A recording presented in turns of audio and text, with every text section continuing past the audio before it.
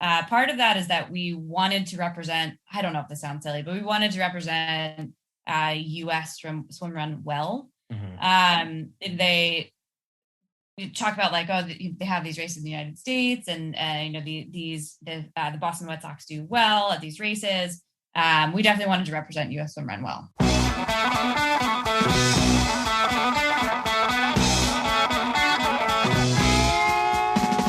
Welcome to the Löw Tide Böyz, a Swimrun podcast. I'm Chip.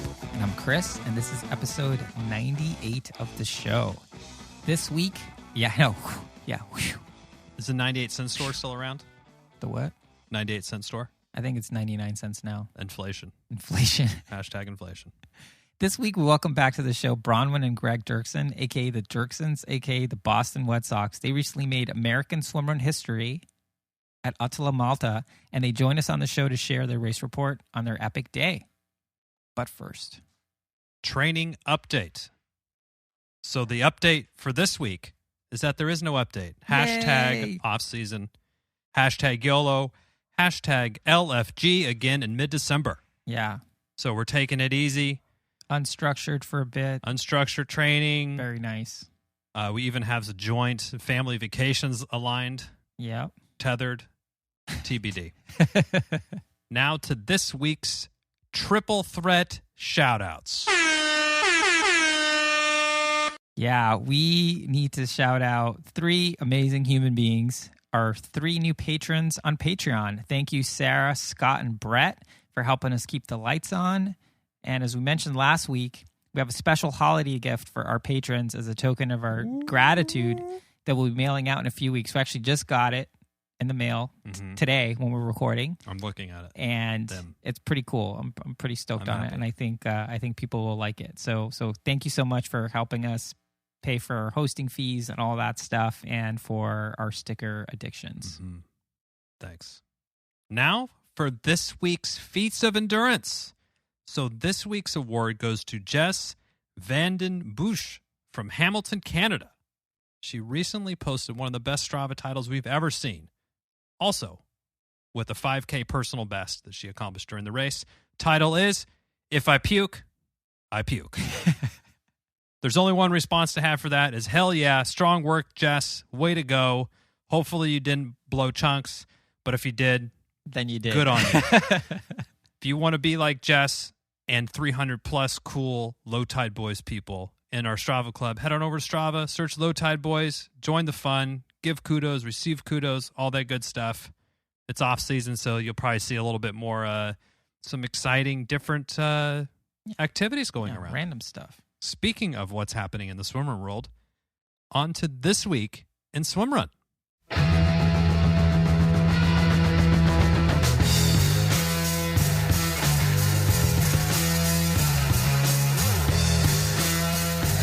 All right, so it's time to share all the news that we could find on the internet. Swimrun season is winding down, but there's still some pretty cool events that took place over the weekend. Our friends at Swimrun Portugal hosted their Lagoa swimrun, and the photos looked amazing. And we can't wait to get to Portugal at some point to race one of Bruno's races one of these days. Now, to say that Hugo Tormento is on absolute fire since racing the ÖTILLÖ World Championship, ÖTILLÖ, the Swimrun World Championship, where he finished third with Mathieu Poulin. You can hear that, all about that race on episode 92 of the show. It would be the understatement of the year. Since the World Championship, he won ÖTILLÖ Cannes with Max Anderson. A few weeks later, he came in 11th in the Aquathlon World Championship. 2 weeks after that, he won ÖTILLÖ Malta with Adriel Young. Adriel is also having what you can say is a legendary year in his own right, with 9 podiums, 8 wins, and 1 second place in 9 races this year. Mercy me. And then a week later, this past weekend, he won Swimrun Reunion, which is an island that's off the coast of Madagascar. If you didn't know where that was, I didn't know where that was, with Henneman Goulian. So, I mean, the dude's having an amazing year. And I will say I'm also having an amazing year because I've been predicting that Hugo was going to win all these races. You have been. So he's been your pony this year. I've been on fire because he's been on fire. So, Hugo, if you're listening, dude, crushing it, man. Way to be. In other news, if you're already planning your 2022 race calendar like we are, I want to give you the heads up that Swimrun Costa Brava announced that next year's race will be on April 23rd, and registration is open now. And over in the UK, Mad Hatter Sports opened registrations for their Hokey Cokey Swimrun, which is taking place on May 21st. Here in the US, Odyssey Swimrun will be announcing their 2022 race lineup real soon, so make sure you sign up for their newsletter and or follow them on all the socials for updates on that. That's it for this week. Be sure to tip us off if there's any news you'd like for us to share on the show. Now for Löw Tide Böyz updates. So we still have a handful of 50K download and 100th episode celebratory stickers left. You may have seen some of these floating around on the socials. So if you get one of these stickers, tag us so we can spread the love. Yeah. Guess what? Stickers are free. Just head on over to lowtideboys.com/stickers. Fill out a very simple form there, and we'll put some Löw Tide love in the mail for you. Anywhere in the world. Anywhere. We got the stamps. We got stamps for all sorts of countries. We're ready to go. We also have some new headwear, including hats and beanies arriving very soon. They will be here before the holidays. Don't you fret, but stay tuned for more updates on how to stay, just looking fitted fresh in Löw Tide Böyz gear, but also a way to show your Löw Tide pride this holiday season and New Year. It's getting chilly out there, too. Now, let's go to Malta with our friends, the Dierksens, Greg and Bronwen. Yeah, I mean, what can we say about them? They're just the best. We're lucky to have them come back on the show to share their historic experience at ÖTILLÖ Malta. Why is it historic, Chipper? Why is it historic, Chris? I'm going to tell you. Okay. Because they are the first American team to ever win an ÖTILLÖ race, which is amazing. In the 15-year history of the sport, they won the first race. They are also the first team to ever podium in an ÖTILLÖ race, which happened at Isles of Scilly in 2019. They're great ambassadors for U.S. swim running and also happen to be the nicest and most generous athletes around. They've contributed to a bunch of our course preview shows, and whenever they dispense advice, we listen, and we think you should too. It's great to hear about their experience in Malta, and we think that everyone is really going to enjoy this interview and, really get a sense of how spectacular the Dierksens are.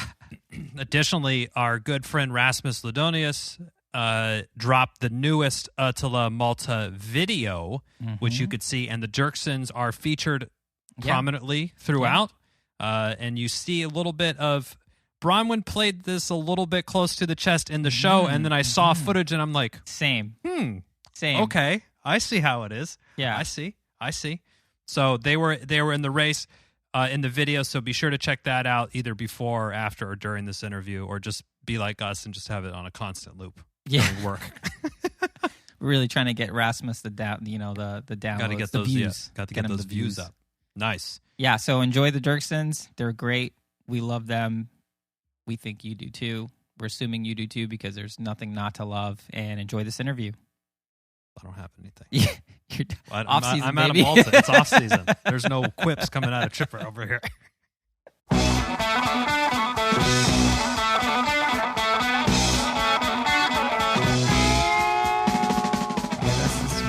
Once again, back on the show, we have Bronwen and Greg, A.K.A. the Dierksens, A.K.A. Boston Wet Sox. Welcome to the show. Thanks, guys. We're super excited to be here. Yeah, thanks for having us. Yeah, we're super happy to have you on the show. I think before we really get into this, I think it's worth everyone getting a little history of the Dierksens on the podcast. So they were on episode 15. That was their premiere. Full interview, and then we just kept peppering them for content. So episode 38 at the Austin course preview, they hooked us up with some knowledge bombs. Episode 76, Casco Bay course preview. Episode 94, Swimrun NC course preview, and there's even like a Greg. I guess it's like a half appearance. Greg showed up on the Orno X Gear Talk show on Untethered Thoughts, basically saying that we need more tether content, which whenever the Dierksens speak, we listen. So we did that. That's right. You guys did a great job though, filling on the tether. That was awesome. Oh, thank you. And thank you. Greg's tip was maybe not smoke mirrored goggles, so I immediately checked my goggles after, and they were in fact blue mirrored. Yeah, and I actually got clear goggles. Yeah, Chris on that advice. Greg pretty much told me to get these. Let's do it. So I heard about that on your review podcast. I'm very excited to hear how that went. What did you think? Yeah, I mean, it worked out great. I mean, I guess I was so used to having very tinted goggles that at first it was bright. I mean, I used them in the pool just to kind of get used to it, and it was like, wow, I can see the bottom of the pool so well. It's crazy. It's crystal clear.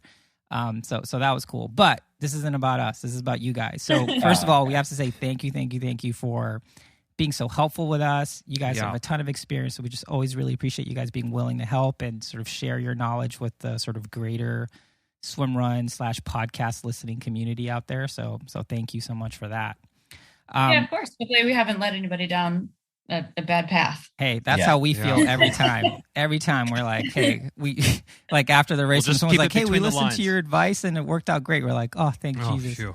But you guys, I promise I'm going to ask a question here at some point, but you guys essentially made history a couple weeks ago at ÖTILLÖ Malta. U.S. Swimrun history. Yeah, so not only are you the first U.S. team ever to podium at an ÖTILLÖ race, which was at Isle of Scilly in 2019.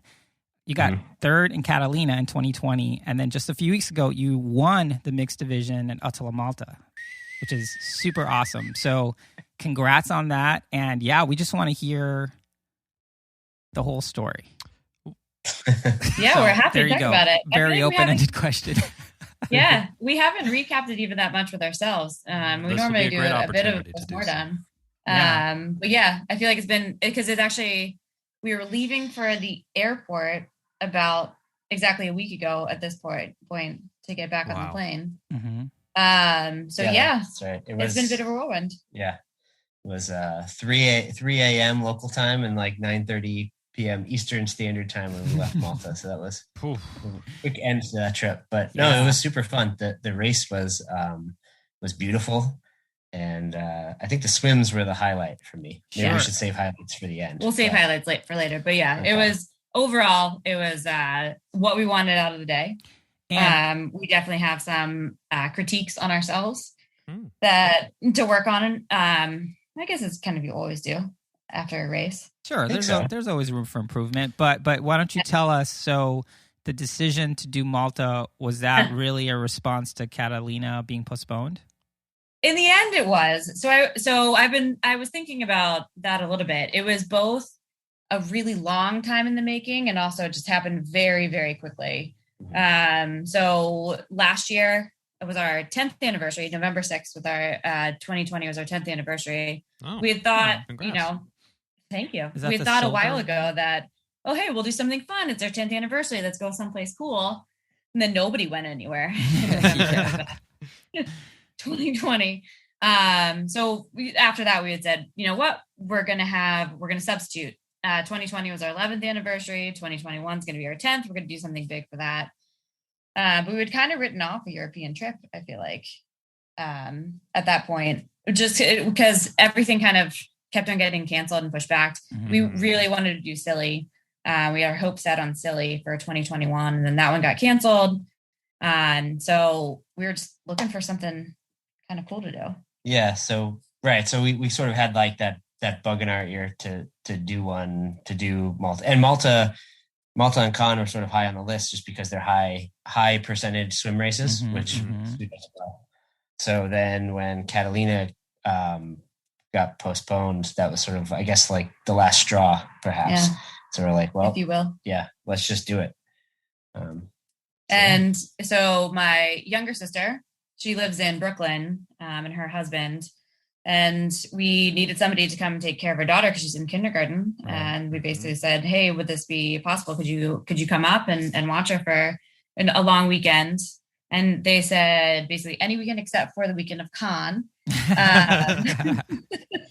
So Malta was, and we were very excited about that. I don't want to make it sound like we would have rather done Cannes in any way, shape, or form. And it turned out really well. Cannes was a little too close, I think, to Orcas Island. It would have been very tough to kind of recover, do a quick build for Cannes. So the timing actually worked out really perfectly for Malta. Yeah, it was a great decision, I think. Super happy. I think in hindsight, it seemed like it worked out really well for you. Yes. I don't necessarily think that we would have won if we were going up against Victor and Desi. No, yeah, we sort of right. Yeah, Sabina and Alexis. Hey, that would have been. Hey, that as would've been- as a couple of Couple of podium jokers, finishers here. yeah, who came in second. Yeah. You have to race who shows up, right? Exactly. Yeah. Yes. Yeah. So we did have some very well known racers show up. Martin. It was cool to meet Martin Flinta. Other guests We of like fangirled a little bit. I'm not gonna lie. So Martin Flinta, for maybe anybody who doesn't know him, he's one half of probably the best mixed team in swimrun to date. I mean, by time, the best mixed team in swimrun history. So Oh no, Desi, sorry, yeah. Desi and Victor. So got Desi them and right Victor this past just broke he and Elena Urbanova's course record at ÖTILLÖ this year. Right. Nice But I think- pronunciation, dude. That was Yeah. good. Okay. year. He works on it. Don't Yeah, worry. practice. I look at myself in the mirror every morning. It's only a slight exaggeration. But yeah, he and Martin Flinta and Elena are probably still have more wins, I think, to their name. So Then, he's yeah, Victor and Desi, just to make that clear. yeah, right. So he's super fast. So that was pretty cool to meet him and his partner Teresa. They were very They were great. nice. Yeah. So. Yeah. That's awesome. So you decide you're going to go. You did orcas. What kind of build did you do? I mean, obviously, you guys are super elite athletes. We got a lot of miles in the bank. There's a lot of base in there. Mhm. But did you do anything specific to prep for that course? Not really. And we honestly didn't know that much about the course. We knew the percentage of swimming. We knew that it, just based on the videos, that it could be pretty choppy, which again is all to our strengths. Mm-hmm. We didn't really appreciate how much climbing there was going to be at Malta. Yeah, it wasn't any, no long, prolonged uphills like at Orcas or Catalina.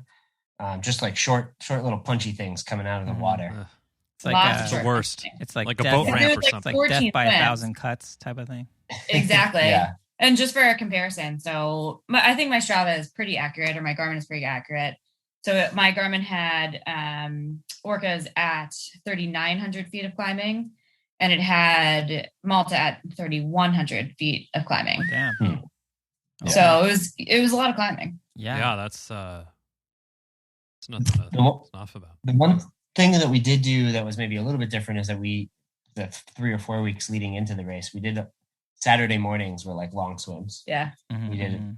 Doing 2-hour pool swims to try and get a lot of miles on the arms. Gotcha. Yeah, and that was a little bit in response to we're not spring chickens anymore. So it's the end of the season. And so all those little, kind of niggles that have built up over the season are starting to rear their ugly heads in running. So it was not as much volume, I think, as we really wanted to put in for the running. So you're trying to make it up in the swimming. Gotcha. Yeah, because this has about 7,500 meters of swimming. Pretty big. Yes. Pretty big day Yeah. out there. Yeah. It was yeah. And honestly, I think that the swim training that we had done really suited us well. It's getting colder up here, so the latter half in between orcas and Malta was not in open water, Mhm. a lot in the pool, but the pool really seemed to serve us pretty well. Sure. Nice. And what type of, so you do like these 2-hour swim sets? Are you just doing super long pooey? That's buoy. Buoy and paddles, if it was Like one that. word. Shorthand now. I just made a new swim run word. You got your pooey set up. Was it just like a lot of that, or was still, A just lot like of your pulling. usual? Greg comes up with the most boring workouts. I know he the does. world. This is true. This is The known. most boring. I make it a little more interesting, but it's a lot of long pull sets. And essentially trying to last for like 8,000 yards. Mm-hmm. Yeah. Yeah. I have a parachute, so I'll do parachute swimming to like get used to the slower turnover. Slower turnover. Yeah. When you're swimming with a tether, the turnover is a little bit slower. Oh, yeah? Bigger Why? paddles. No reason. And then butterfly is a good one. That might be a good training tip. Oh, Is doing like 50s. So I like to do 10 50s free fly to like work the shoulders and strength, and then do like a long pull set. And I feel like that's good for building up shoulder strength because when you're in the pool, you don't have a wetsuit around your shoulder. Right. So then when you put a wetsuit on, it's just a little more restriction. Hold regardless on. of how I like that. Hold on a second. I'm making a note. Learn Learn how to do butterfly. Okay, Yeah. got it. Me too. Put And plus one just there. John, because I'm big a fan of the butterfly and long pools too. So Yeah. put that one in the check next to that one. All right. So you felt all topped up from a training perspective. You had some monster, but boring and maniacal swim sets in there. Pooey swims. Pooey swims. You do. How many days? So you flew out to Malta. You were only there for 3 or 4 days. It seemed like. Yeah. Yeah. I mean, so fun fact, to get back into the United States after an international trip, you have to have, if you're vaccinated, it's a negative COVID test 72 hours before you get back in the United States. So we actually did our COVID test at the airport when we landed. Yeah. Because we were there for less than 72 hours. Wow. Which, I mean, honestly, so Greg traveled for work a lot pre-COVID at his previous job. And I think he had kind of mastered the, travel to Europe. You just stay up after your overnight flight, and you can kind of immediately settle back into Europe time. And that's exactly the model that we use. So we got in, we went for a nice sightseeing run, went out to a nice dinner. Yeah. Crashed pretty hard. Slept well. But then, slept for 20 hours and missed the race start. Right. We had one full day, thankfully. Otherwise, yes, we might have. Yeah, so we landed on Friday afternoon sometime. Spent Friday afternoon sort of running and getting, checked into the hotel and all that kind of stuff. And then Saturday, we got an opportunity to do some sightseeing. We saw Valletta, the capital, which was pretty cool. Went and saw some Renaissance paintings and some amazingly intricate marble floors in a church someplace. We walked on people's graves. Oh. Yep. Did that. Yep. Yeah. And then we hopped on a bus and went out to the start and checked in Saturday night. Yeah.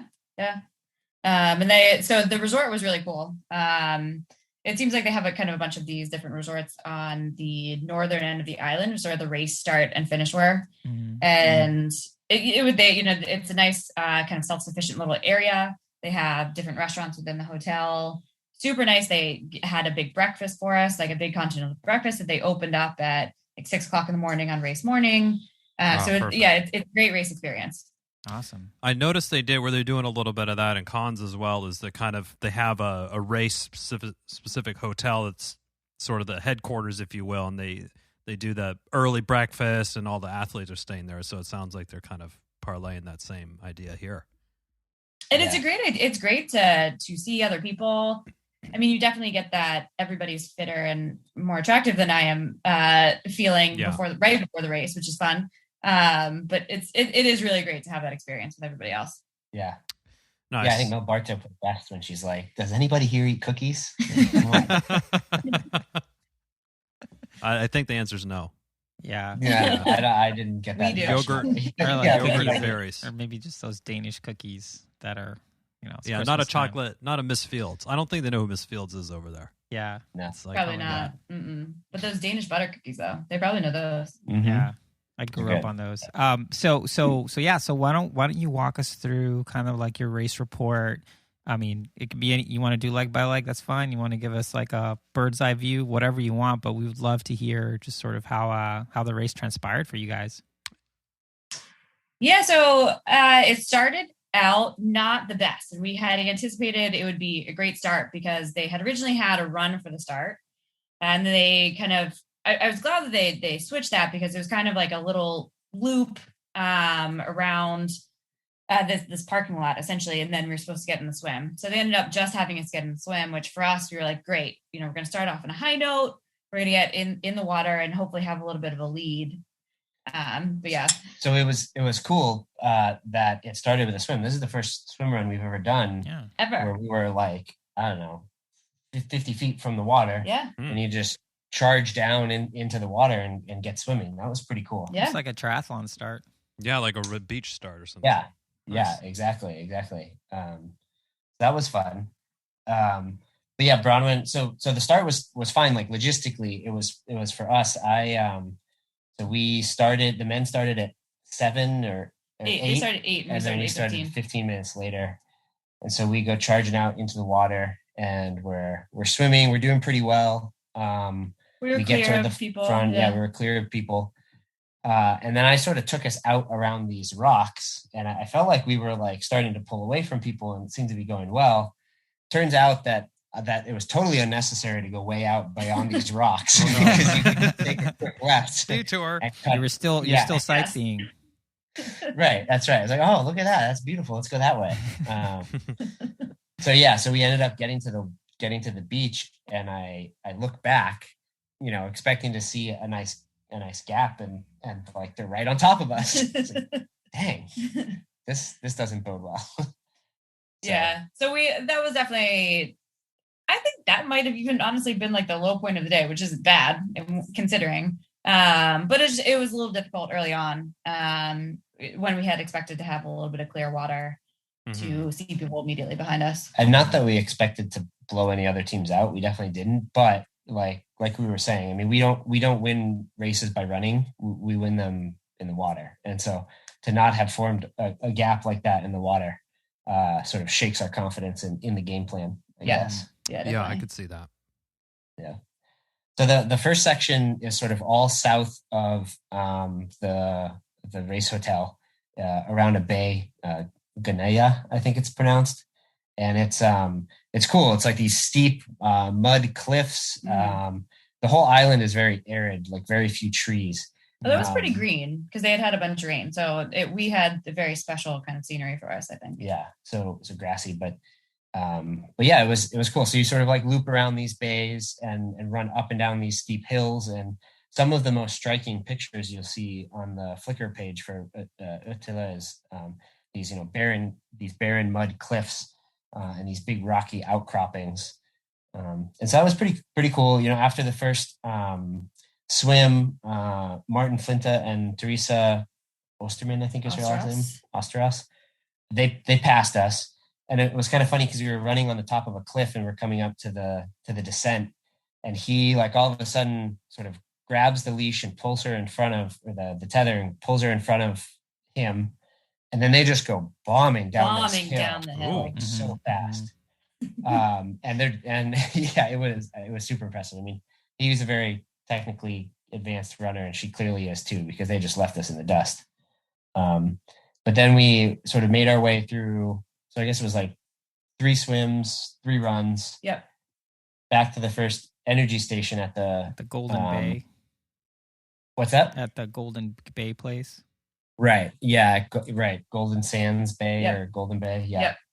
And then we crossed the island, which was the longest run of the day.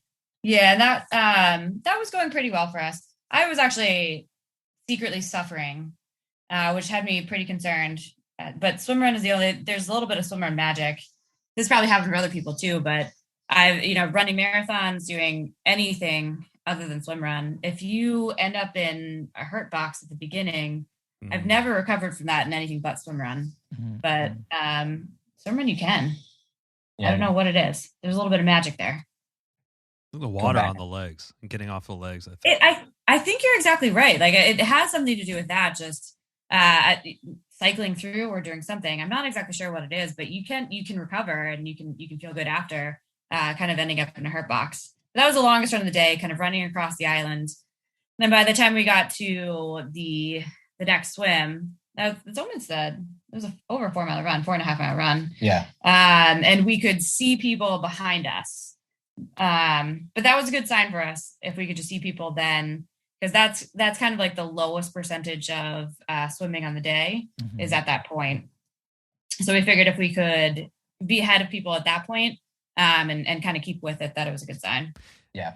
Yeah, I'm looking at the distance map here, and you're talking about, there is a couple swims that are 600, 350, and 300, so a lot of smaller, kind of shorter swims. But then, you do have some 1,000K plus swims coming up where you can make moves. And it seemed like, so for that, now we're on the 1, 2, 3, like on the 4th swim, we've transitioned from like the I guess it's sort of like the south side of the island to the north side. Mhm. And the wind had clearly I guess it was probably the direction that the wind was coming from. The swims got much choppier. So the currents and none of the swims were the currents very challenging, but the wind was making the waves, pretty good swell and pretty choppy swell. Water. Yeah. So it became pretty clear. I think I lost my paddle twice in the first 3 swims. Oh, wow. I had to really pull it down pretty tight on. It wasn't even that choppy in the first couple swims either. Yeah, but it's just it was enough that I caught my paddle and I pulled it off my finger, and so I had to put it back on while we were swimming. So after that, I had really cranked them down to the point where when we were running and I hooked my pinky into them, my pinkies were starting to go numb because I had it, tight. You don't really need pinky fingers though, so No. The least useful finger. You can grow one of those back, Yeah. I think. Unless now. you're like Dr. Evil, then Sure, you use yeah. your pinky a lot. Yeah, Dr. Evil would have a bad time with no pinky. Yeah. At work, I frequently strike that pose. That would be a problem.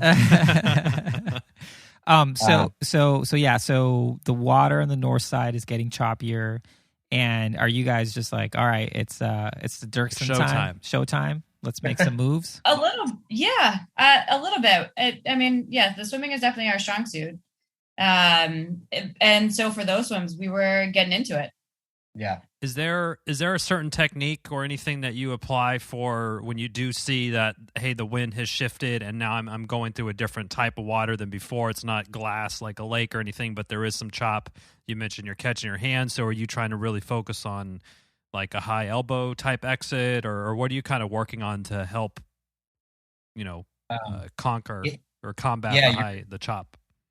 You're right. It's a different recovery, but it's actually the opposite of high elbow. It's more of like a straight arm recovery to keep your hand paddle higher out of the water. If you're bending your arm and pulling your, if you're doing the drill where you do the fingertip drag up through your armpit where your hand is staying low next to the water, if you hit a swell, your hand's going to get caught in that water. Okay. Whereas if you're sort of have a straighter arm and it's more of like a windmill recovery, you keep the paddle higher above the water, you're less likely to get it caught in a wave that's coming on. So it's almost like cartoonish. That's like how. Yeah. Yep. Yeah, like how Bugs Bunny would swim. Exactly. Right. Just right. windmilling it. Yeah. So John Stevens actually has a very like windmill recovery, and I think he said that in a previous episode. It's like that straighter arm is a little bit better for the choppy water versus a lake when you can really have like a nice tight high elbow recovery. Yeah, nothing. And then at the back, I try and keep the tether a little bit more taut because the waves will kind of just naturally go like ebb and flow. So it just makes it difficult to kind of keep it in front of you. And you get your paddle caught and you do that fun thing where you get your complete arm on the wrong side of the tether. Oh, yes. yeah. That's my favorite. That actually has a name. It's called the Chris Douglas. I think I do that every pending swim. trademark. Every swim leg, I do that at least once. It is honestly, it just, I hate it. That is my least favorite part of any swim where you just, it's frustrating. But yeah, so if you try and keep it a little more taut, I feel like that helps a little bit. And I also have somewhat smaller paddles than I could probably handle because I can, if the tether is kind of moving to one side or the other, I can grab it with my thumb and kind of pull it to the middle. Gotcha. So the water's getting choppy. You guys start making your moves. At this point, you're in second place, or you're already taking over first place? Second swim, we were in first, and I don't think we relinquished that after it. Yeah, so Nice. Right, Martin and Teresa passed us on one of the descents, and then we had caught them again in the water. And I think we had enough swims that we managed to get a little bit of a gap there, and they were closing in on us on that long run across the island. But then once we hit that water, we were able to open it up again and stay pretty much in the lead. In the lead until the finish there. Yeah. Gotcha. Nice.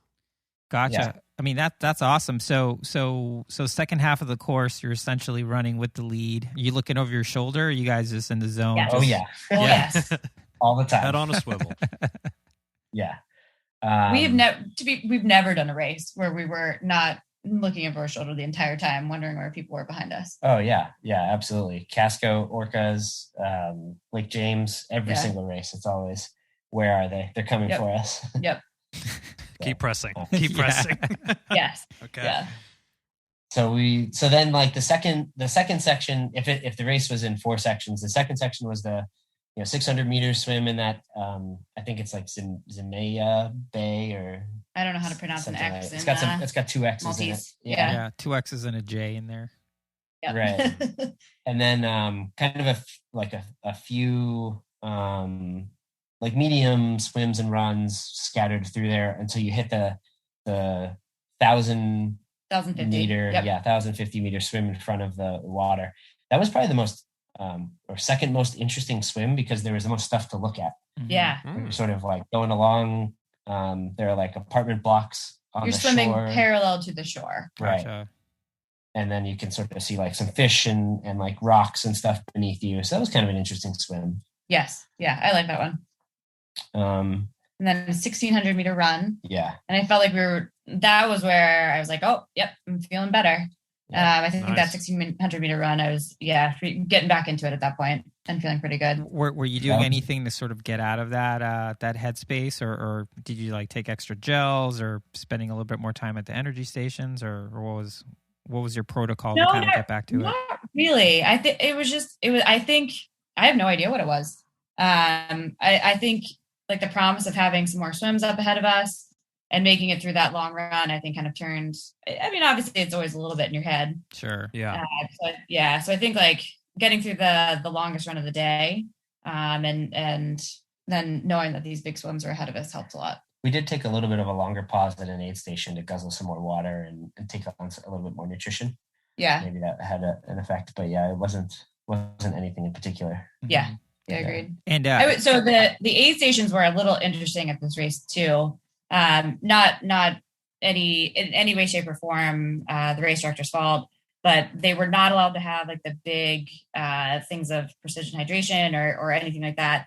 They could only serve individual bottles of water. Oh. So it was limited to one, I think, 12-ounce bottle of water. It didn't even seem like it was a full-size bottle of water. Yeah, so there's one at each aid station. You each were individually allowed one small bottle of water, which was difficult. It was definitely difficult because you have to chug an entire bottle of water because you can't really take it with you. Right. And then and it's only one too. Yeah, we brought our flasks, and so a couple times we would fill the flasks from the bottle so that we could run with it.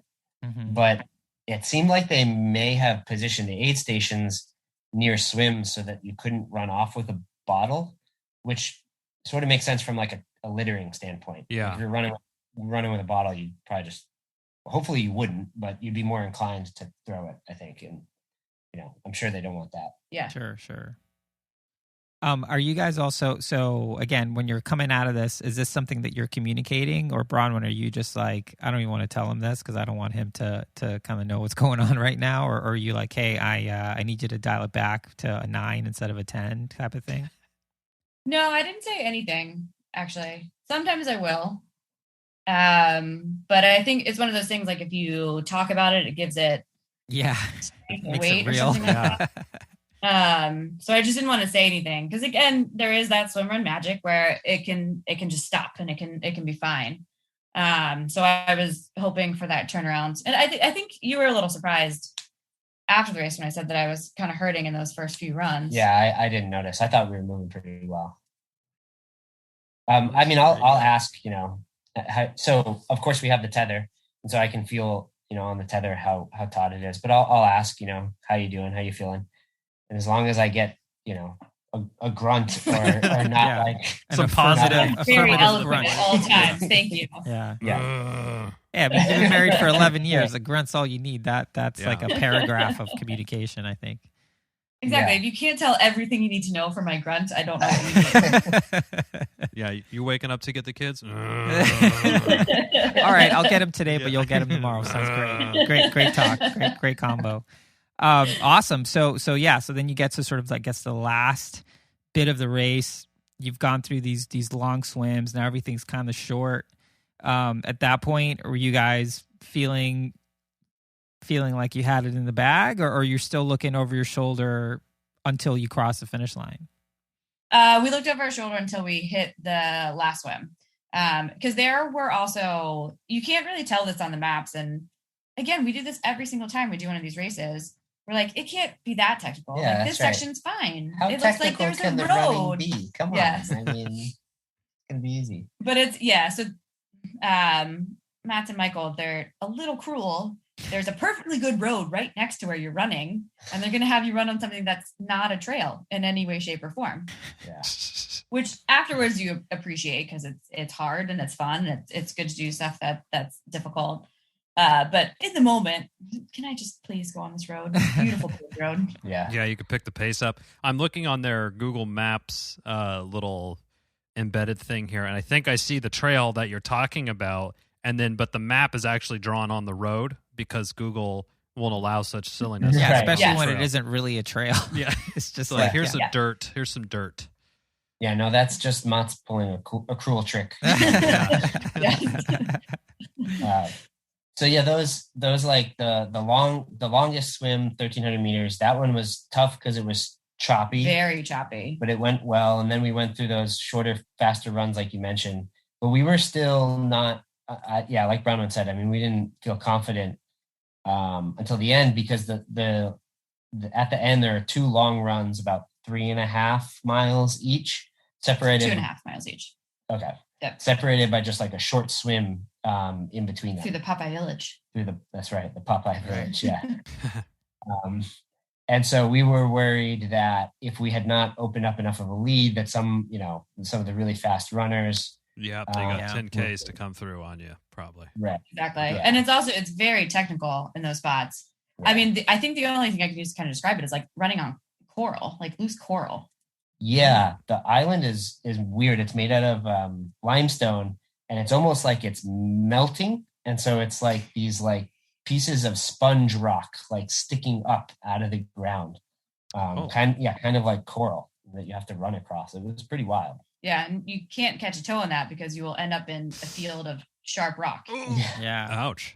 Then your partner has to pee on you. Is that what you do? No, when you that's get there? jellyfish. Jellyfish. Okay. Yeah. No peeing Yeah. on anybody. Yeah. Okay. I take it back. That's right. I mean, unless you want to. Yeah. We're not really into that, but I'm not judging. That's a different podcast, Chipper. That's our other podcast. Yeah. So you finish, you win. What's the feel? I mean, I sense the magnitude of it as, sort of co-chief swimrun evangelist with Chipper here, where it's like, hey, I feel like we're living in sort of this is the golden era of swimrun, right? Like, sport is growing. It's really grassrootsy still. At some point, 10 years down the road, there's going to be more races, the whole thing, and everyone's going to look back at this period. And you guys are like the first American team to win an ÖTILLÖ race. Like, were you even thinking that, or is it just me? No, we don't. I mean, to be totally honest, yes, we definitely were. Part of that is that we wanted to represent, I don't know if this sounds silly, but we wanted to represent U.S. Swimrun well. Yeah. They talk about like, they have these races in the United States, and the Boston Wet Sox do well at these races, and we didn't want it to be like, oh, you got like 27th place in your division, but you represent U.S. Swimrun, and there's nothing wrong with that in any way, shape, or form, but we definitely wanted to represent U.S. Swimrun well. Yeah, we had really high hopes for Catalina as well. I mean, we Sure. really wanted to win at Catalina. We were a little disappointed with our performance. I mean, clearly, Sabina and Alexis are the Legitimate. Yeah. Right. They're world class. They're world class for sure. exactly. Yeah. So it's maybe not a surprise, but we had hoped to have done this there. 3 minutes off. Yeah. So I feel like it was a little bit of vindication. Is that the right word? Sure. Yeah. I guess. To have done that. And yeah, like Bronwen said, we would have felt silly having gone there and like we weren't representing the United States well if we had not sort of been able to compete with the Europeans. Yeah, that well, was there's that was definitely nice. well, I mean, I also think, you know, you guys have raced the world championship twice, came in 6th place one year. I mean, it's not. I mean, I think you're. I don't think you realize how well you're representing Already. for US Swimrun already. And I, you know, when we heard that you guys won, I mean, I instantly texted Chipper and we were just like, oh my God, this is so great. So stoked. Yeah, so huge congrats. This is amazing. We're so stoked for you guys. You guys are great ambassadors for the sport and for US swim running, which is, you know, becoming a thing. It's a thing. And there was 2 great photos of you guys that were taken as well from the So ÖTILLÖ great. thing. Someone getting a eye full of champagne. Yes. Yeah. We have not mastered our champagne spraying technique quite yet. That's right. Oh, man, Yeah, I we need don't to practice that part more. Just have to put the goggles back on like they Yeah, do that'd for, be good. for baseball. That would have actually been a good idea, but I took my goggles off for the finish. Yeah. Adriel likes to drink the champagne from his shoe. Yeah, but those I- shoey Yeah. style. You yeah. weren't going to do a shoey? No, there's no way we're gonna do that. I'll do a shoey.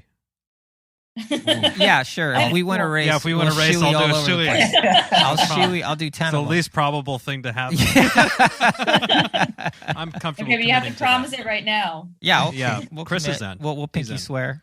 We'll do a pinky promise. The problem On the is that the record. shoes drain so well, the beer might be out by the time. gotta You got to keep shoot it towards down, the heel, yeah, though, I think. For Yeah. sure. Oh, that's a good point. Yeah. Swimrun shoes wouldn't be good for a drink. Yeah, maybe that's what Adriel's doing. Yeah, Oh, that's right. He's not actually drinking anything; it just drains right out. Well, Exactly. at some point we'll ask him because we want to get him on the show. So Yeah, We'll ask see that question. We'll see what's up. So that concludes your 2021 swimrun season. I take it. Yeah. And Yeah. I mean, what else is there? yeah, there's nothing else. I'll tell you. I don't Hellas know if you're looking, frostbite. there's nothing Well, we else. can't go to Sweden now, so Oh. Yeah. I would love, yes. And- We're planning a little Christmas swim run. I don't know if it Oh. is a good idea in any way, shape, or form, but Well, maybe we're gonna go to Maryland to be with family for Christmas, and maybe we'll try and do a little of our own swim run practice in the Chesapeake Bay. cool. see how- Ooh, I like that. So you also this qualified you for the 2022 ÖTILLÖ the Swimrun World Championship. I Right. did. But there's Yeah. there's another little factoid. So current in the swimrun world rankings, the Boston Wet Sox are 2nd in the world. Well, I'm pretty sure. I mean, thank you, but I'm pretty sure that there are some teams that don't have their full points on that board. I don't care. At the time of recording, The time of I take recording, it back and that's I what it discard says. This is a slice in time. and I can't get this trophy redone. So you're gonna have to accept Yeah, it as this it is. karate Yeah. trophy I cannot got it get engraved re-engraved. already. There's no redos. There's no redos. Are you guys playing? I know this year the World Championship conflicted with, you know, a very important person's starting kindergarten. Mhm. Are you guys thinking about going next year? Yeah, definitely. While we felt guilty about missing her first day of kindergarten, we feel less guilty about missing her first day of first grade. That's right. Yeah. She's done school once already. I mean, what's the difference at this point? That's true. Yeah. I mean, Yeah. there's still definitely a lot of guilt. And honestly, part of going to Malta was to kind of test out, can we race on a very short travel Yeah. timeline? Mm-hmm. And it turned out pretty well. Not that it'll turn out that well every time. But yeah, it's definitely possible. Okay. So Yeah. So the pro tip of force yourself to the current time zone in which you're staying, and then Yeah. just Yep. go to sleep like normal. Yeah. Exactly. You pay gotta for it stay up. coming It's back, but- painful. Yeah. Yep. It's painful, Yeah. but you'll make it through. Were you guys just totally dismantled after the race? I'd imagine you would have to be so exhausted. Actually, not really. Yeah, we did okay. We did okay. But I feel like we've definitely been paying it for it this week. Yeah. Mhm. Yeah. This week, like 7:00 rolls around, and it feels like we just fell asleep. Yeah. So Yeah. I think we're definitely a little short on sleep for sure. But Yeah, it was just very discombobulating, yeah, I think. Then we came back to like the time change and Oh yeah. it was all weird. Yeah. So yeah, I mean, we're definitely. I guess we've got 3 races that I think are nearly certain. Catalina's a definite. Yep. Casco Bay every year is a Mhm, definite. mhm. Mhm. Mhm. And then the World Championships is 95%. depending on what happens with, school schedules and Sure. COVID. COVID. Sweden has to open its borders again to Americans and stuff. They got a while to figure that out. Yeah. 10 months. Yeah, no problem. We were saying in March last year. Exactly. Right? Yeah. That's true. Fine. Orcas is going to be great in 2020. Yeah. It's true. Yeah. But yeah, so we don't want to keep you, sort of late on the East Coast, but I said at the beginning, I'll say it again. I'll speak for Chipper, which I do often. Thank you guys so much for always being helpful to us, being available to us, and helping us spread the gospel of swimrun. And so stoked for you guys. And we couldn't think of if anyone has to win the first ÖTILLÖ race from America, I'm just so happy it's you guys. True. Well, thank you guys very much. We love listening to your podcast, and you're definitely spreading the good word. Yeah, it's the first thing I listen to every Thursday morning. Wow. Yeah. Now you're gonna have to talk to my appreciate that. wife because she's We're not. going to put that on a shirt. She's not listening. Yeah. Well, she's getting like the personal race report and all that stuff. But As my wife says, I live the low tide. I'm like, that's probably better than hearing it recorded, I guess. fair enough.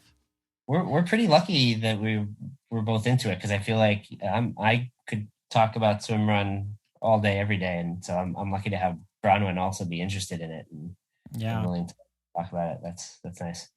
Our daughter is entirely unimpressed by us. So. Oh yeah, That's how it works. Yeah. Your kids are never impressed. Like even if you're like a movie star, your kids they don't even care.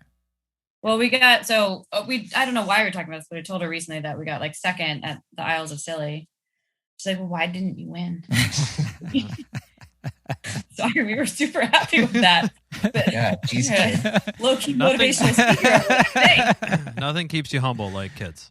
That's Oh, yeah. just 100%. That's the truth. 100%. Hey guys, congratulations to you too on your race. That was an awesome performance at Austin. Thank you. Well, thank you so much. Yeah, it was super fun. We were really happy with how it turned out, and we're looking forward to next year. Yeah, Keep we building definitely that felt momentum. like we were punching above our weight class there a little bit, but hey, it was fun. Like, what do No, you Now do that is if your you're- weight class. Yeah, that's true. Exactly. Yeah. Okay. I Our mean, new weight you class. guys have definitely been consistently getting faster. I mean, the trajectory is good. So Yeah. Let's see what you guys do next year.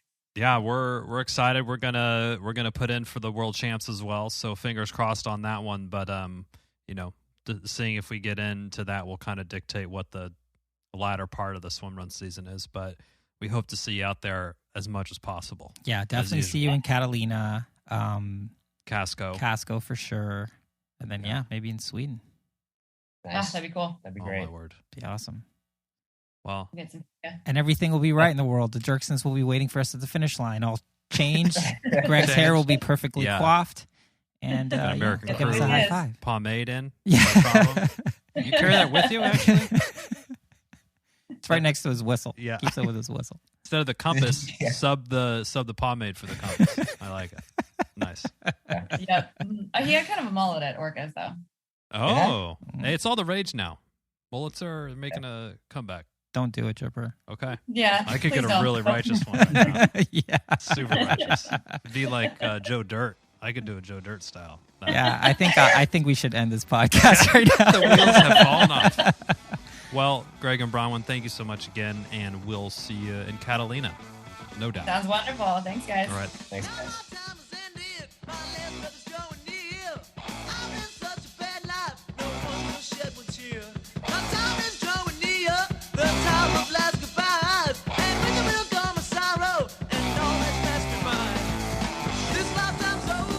Thank you for listening to the Löw Tide Böyz, a Swimrun podcast. Make sure to subscribe wherever you listen to your podcast and leave a review on iTunes if you're so inclined. You can also sign up for a newsletter at lowtideboys.com. That's boys with a Z. And check out our meme page at The Löw Tide Böyz on Instagram. If you have any questions or suggestions for the show, drop us an email at lowtideboys@gmail.com. We'd like to thank Writing Easy Records for our show music, and of course our wives for their support and tolerance of our swimrun activities, hobbies, and other bullshit we do. Finally, you can support our efforts on Patreon. Until next time, get out there and go for a swim. And then a run, And then another swim. then another run, And then another swim. and then run to the finish line and just keep going until you're done. Yes, or until run you to cross the finish line, or run to the car, or run to your car somewhere. Just keep running. Only happiness.